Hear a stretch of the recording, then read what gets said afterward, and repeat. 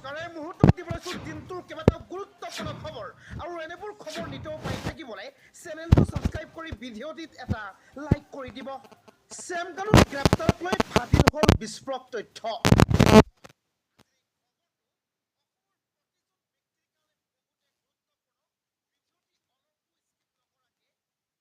চাব 30 ছেপ্টেম্বৰত ভাৰতবৰ্ষতে আছিল শ্যামকানু মহন্ত, কিন্তু আৰক্ষীয়ে দিয়া তথ্য মতে 30 ছেপ্টেম্বৰতো আছিলে ছিংগাপুৰ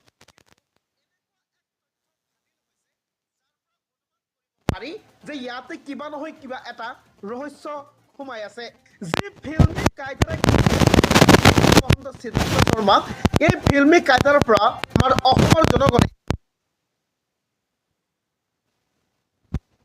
কিবা এটা সুবাস লাভ কৰি আছে, কিবা এটা ৰহস্য ইয়াতে নিশ্চয় আছে। আপোনালোকে ভিডিঅ'টি অলপ স্কিপ নকৰাকৈ শেষলৈকে চাওক, মই সম্পূৰ্ণ তথ্য আপোনালোকৰ মাজত উপস্থাপন কৰিম। অসম আৰক্ষীয়ে গম পাই শ্যামকানু মহন্ত ছিংগাপুৰত আছে আৰু সেইমতে অসম আৰক্ষীয়ে ছিংগাপুৰলৈ ৰওনা হোৱাৰ সময়তেই অসম আৰক্ষীয়ে আকৌ এটা কথা গম পায়, CIDৰ দলটোৱে আৰু আকৌ এটা কথা গম পায় যে অসমৰ পৰা যদি CIDৰ দলটোৱে ছিংগাপুৰলৈ ৰওনা হয় তেনেহ'লে ছিংগাপুৰৰ পৰা শ্যামকানু মহন্ত অসমলৈ গুচি আহিব।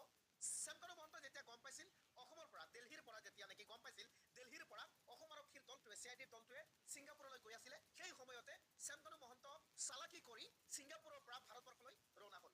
কিন্তু ছিংগাপুৰত নগ'ল অসম আৰক্ষী, দিল্লীৰ এয়াৰপৰ্টতে থাকি গ'ল অসম আৰক্ষী CIDৰ দলটোৱে আৰু CIDৰ দলটোৱে আৰু শ্যামকানু মহন্ত অহাৰ লগে লগেই ৰাতিপুৱাই শ্যামকানু মহন্তক গ্ৰেপ্তাৰ কৰি লয় CIDৰ দলটোৱে। কিন্তু ইয়াতে এটা ডাঙৰ খবৰ আপোনালোকৰ মাজত এতিয়া শ্যামকানু মহন্তক গ্ৰেপ্তাৰক লৈ বিস্ফোৰক তথ্য ফাদিল হৈছে, মই আপোনালোকৰ মাজত উপস্থাপন